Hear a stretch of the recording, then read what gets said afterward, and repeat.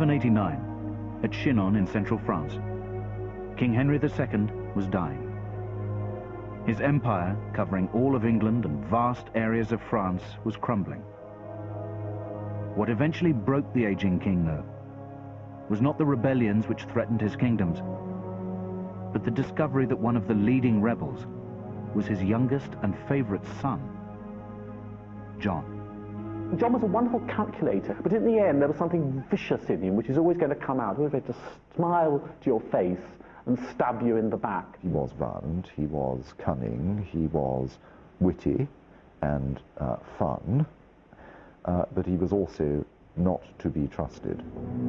Throughout his 17-year reign, the man who would be known forever as Bad King John betrayed those closest to him, persecuted the innocent, and was the first king of England to be accused of murder.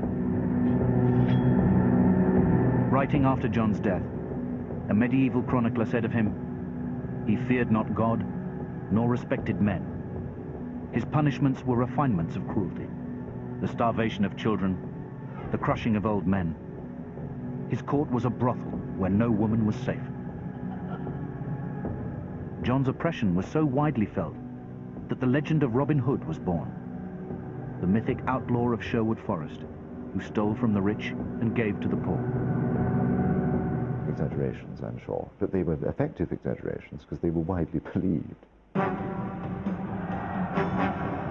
Driven to despair, John's subjects would try to impose a document on him called the Magna Carta, guaranteeing protection of their rights.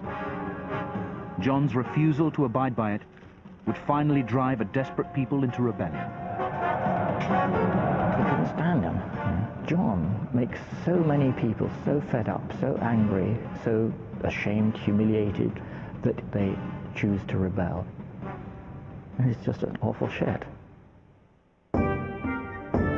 John was born in Oxford on Christmas Eve 1167, the fourth and youngest son of King Henry II, the head of the Angevin dynasty, a family of powerful nobles originating in Anjou in central France. Like William the Conqueror 100 years before them, they controlled all of England and vast territories throughout France. He was born into the most powerful family in Western Europe. His father, King Henry II, was not only King of England, but was also Duke of Normandy, Duke of Aquitaine, which is the whole of southwestern France, Count of Anjou, the rich lands in the Loire Valley, and was on the eve of invading Ireland and subjecting Ireland to his dominion as well. Henry and his wife, Eleanor of Aquitaine, had three other sons: Geoffrey, Henry the Younger, and Richard, later known as Richard the Lionheart. As John grew up, that family fell apart, became a classically dysfunctional family. For John, bad relations with his brothers were exacerbated by the fact that as the youngest son, his claim to any lands and entitlements was always unclear. John was haunted by the fact that his father, King Henry II, gave him the nickname Lackland. To amend this in 1189, Henry gave the 18-year-old John the governorship of Ireland. One of John's castles still stands at Limerick in the Irish Republic. Whilst there, John exhibited one of his most notorious qualities.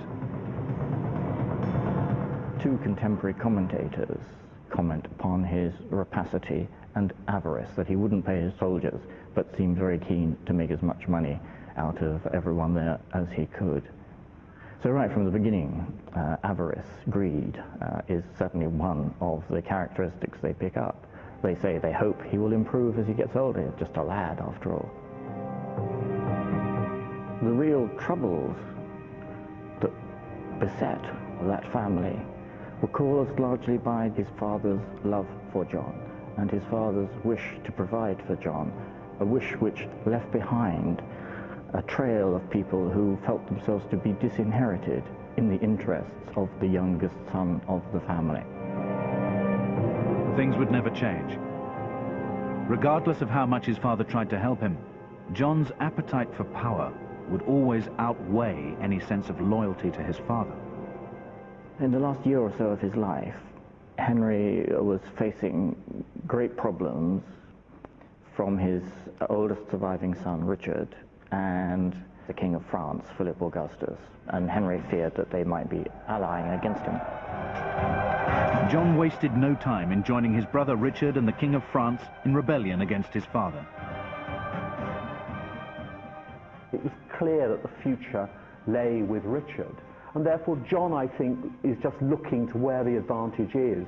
But it does testify to a terrible lack of loyalty to his father. So I think there was just self-interest, calculated the future is with Richard, not with my father. Contemporaries wrote about this as the final straw that broke the father's heart, that he had gone through so much, he'd made so many mistakes for John's sake, and in the end it was the son he loved who betrayed him. With Henry's death in 1189, Richard was now the King of England. And though generous to John, John felt no sense of loyalty to his brother. From the time of the succession to the throne of his surviving older brother, Richard the Lionheart, John was given fantastic wealth, particularly in England, but also in Normandy, and he was also Lord of Ireland. Now, if that wasn't enough for John, it just shows that it would have been impossible to satisfy him. What they don't really give him is the status of an Angevin prince, and so from almost as soon as Richard sets off on crusade, we see him trying to cause trouble, or being drawn into the troubles which arise from Richard's absence. And he in the end took up arms and allied treacherously with the King of France. To John's astonishment, although Richard had been imprisoned in Germany on his return from the Crusades, he eventually made it back. Worried, John immediately broke off his alliance with the King of France and begged Richard's forgiveness. John falls on his knees before his older brother. Richard is supposed to say, "Oh, come on, John, get up. You're just a child. You've been badly advised." Well, by that time, he was nearly 30 years old. So not surprisingly, the French now felt they'd been betrayed by John, who had just betrayed Richard, who had betrayed his father.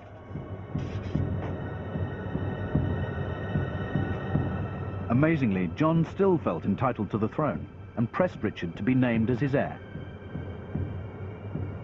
John's claim would have been completely unassailable had it not been for the fact that from 1189, as his father was dying, through to 1194, when his brother was in prison in Germany, John had a track record of treachery which appalled contemporaries.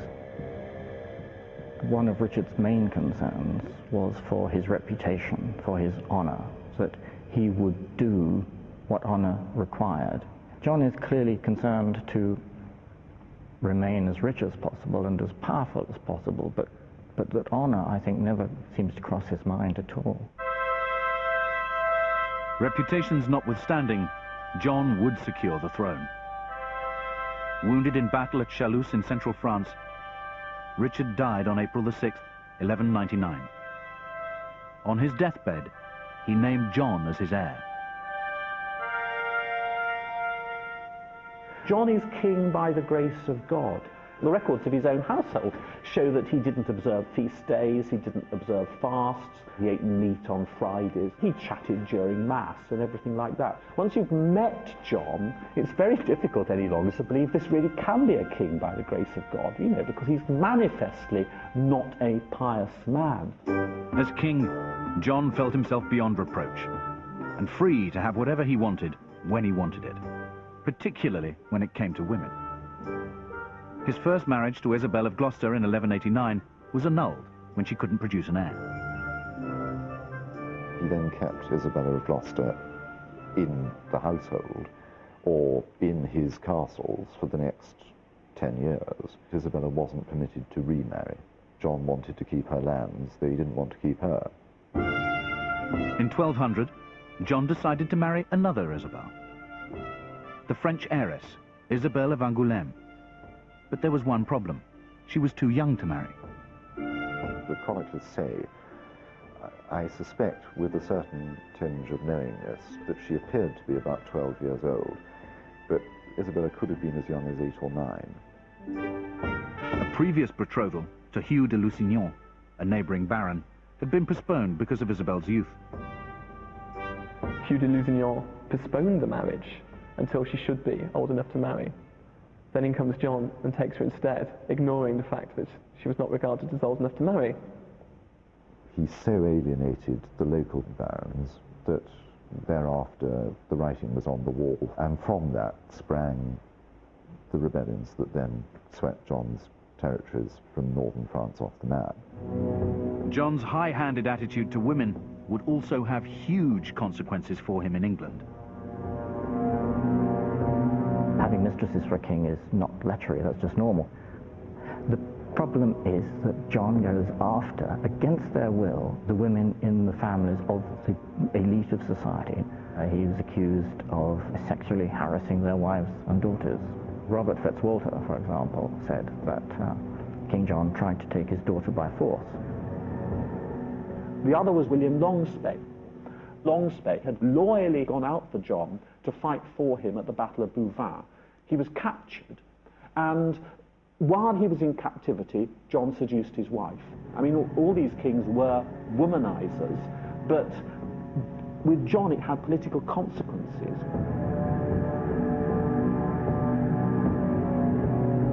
Although only 2 years into his reign, John's reputation for treachery, greed and lustfulness was beginning to dominate and destroy the lives of his subjects. But no one could imagine that John would soon go down in history as the first English king to commit murder with his own hands.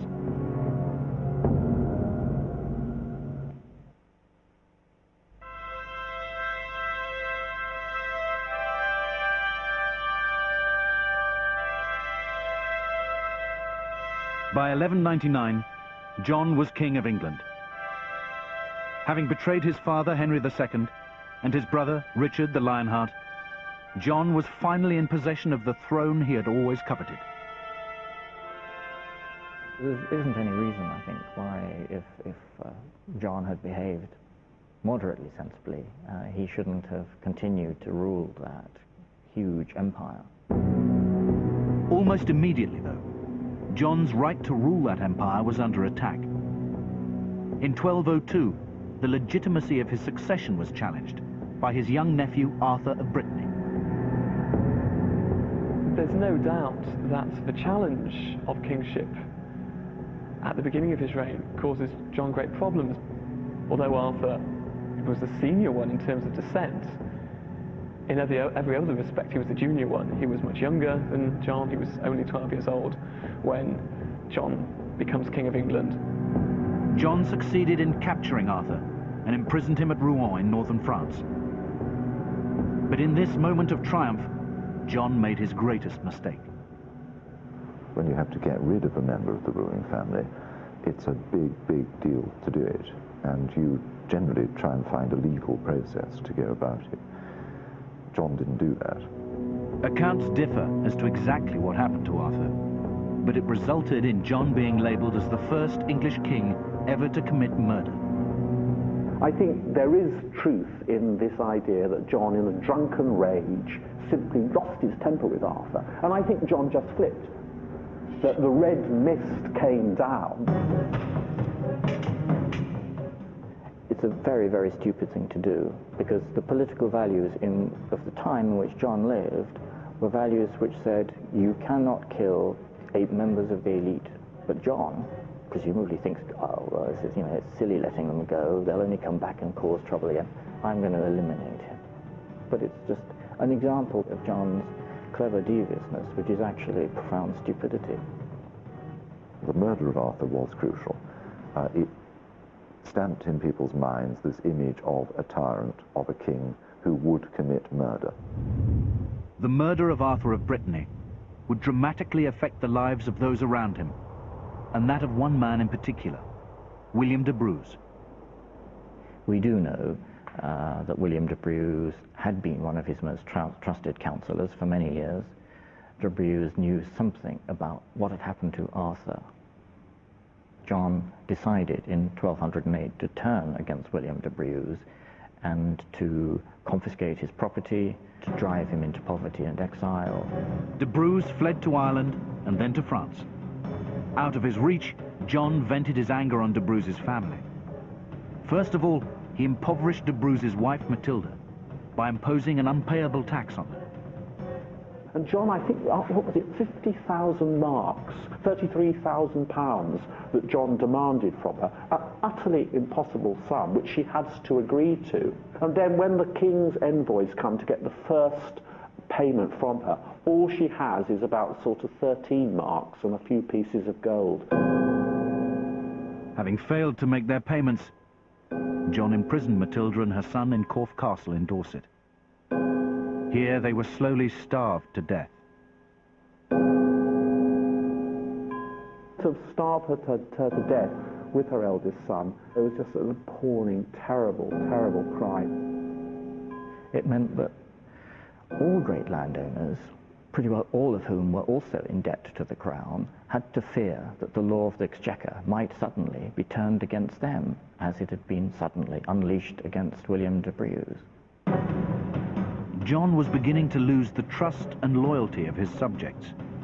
Crucially, when the French king Philip Augustus attacked John's French territories in 1203, John could only rely on paid mercenaries to fight for him. There are various references to these mercenaries pillaging the lands around, raping knights' wives, stealing peasants' carts, and this is given by contemporaries as one reason why John alienates some of the knights and barons who have until then been prepared to fight for him. Castle after castle fell to Philip Augustus. In the autumn of 1203, John fled to England, leaving his remaining castles in Normandy to fend for themselves. Within a couple of weeks, only 3 castles are holding out for John, but John fails to come back, and so these castles surrender, knowing that they won't receive any help from John. John would never regain his French territories, but throughout his reign, he continually raised armies to invade France. To pay for this, he imposed huge taxes on his English barons. The very, very large financial penalties that John asks of people certainly very greatly increases in this period, and therefore the king can manipulate inheritances. Technically, the gifts of the marriages of widows and heiresses are in his hands. And it's not because he wants the money, it's because he wants to have this hanging over you, so that you know if you step out of line, the bailiffs are going to be in to get the money from you. You have to be reasonably sensible, perhaps even a good judge of human character, to be able to manage that political system well. But someone of John's character, I think, was clearly only able to make things even worse. Increasingly isolated and paranoid, John knew he could never expect his barons' automatic loyalty. So he decided to use fear to guarantee it. You need ways of compelling them to be loyal, whether they want to or not. And so you can either, as it were, get them in your debt and then say, well, look, I won't demand repayment. Or, more dramatic still, of course, is you hand over to me your daughters or your sons, and then I can be fairly sure of your loyalty. There was always the question, would the king actually kill the hostages? With John, after Arthur, well, the chances were that he might well kill the hostages. John did exactly that. In July 1212, he hanged 28 hostages, all of them sons of Welsh barons who'd threatened rebellion. Relations between John and his barons had deteriorated to such a degree that in 1212 there was a plot to assassinate him. And the idea was, on the 1212 expedition to Wales, to either to leave him to his fate or actually to kill him there. And I mean, John heard about it just in time, shut himself up in Nottingham Castle, didn't go on the Welsh expedition, and was clearly badly shaken. In 1215, that hostility would culminate in outright rebellion. 40 English barons, led by Robert Fitzwalter, decided to confront John with a set of demands effectively limiting his power as the king. They have to come up with something totally unprecedented. They have to develop a new kind of banner for rebellion, a program of reform, a charter of liberties, and so we get Magna Carta. On June the 15th, 1215, at Runnymede near Windsor, John met with the barons to sign the Magna Carta, but he had no intention of abiding by it. What John did at Runnymede on the 15th of June 1215 was suddenly to bring the negotiations to an end and say to the barons, that's it, that's your lot, take it or leave it. John's attitude made civil war inevitable. A brutal year-long campaign was waged throughout the country. In January 1216, John slaughtered the inhabitants of Berwick on the Scottish border as punishment for supporting the rebel barons. At Rochester in Kent, John personally directed the 7-week siege of this rebel stronghold. To torment the starving defenders even more, he ordered bacon fat to be smeared and burnt on the wooden props used to undermine the castle's west tower. The tower and the rebels' resolve soon collapsed. But total victory would elude him. In October 1216, whilst feasting at Lynn in East Anglia, he contracted dysentery. When he was dying, he clearly was a deeply, deeply troubled man. And you can see that from what he was buried in, because he wasn't buried in a crown. He was buried in a cloth cap. This is the cap which is put on a monarch's head after he's been anointed to keep in all the holy oil, all the oil which is poured into the monarch, the blessings of the Holy Spirit. It's what's called the cap of unction. It's an absolutely sacred garment. John clearly had kept his cap of unction, and he asked to be buried in it in the hope that somehow or other the oil in it and the blessings would waft him as quickly as possible through the regions of purgatory. He died at Newark Castle in Lincolnshire on October the 18th, 1216. In his hurried will, he specified that his body should be interred at Worcester, where today the body of bad King John still lies in the cathedral.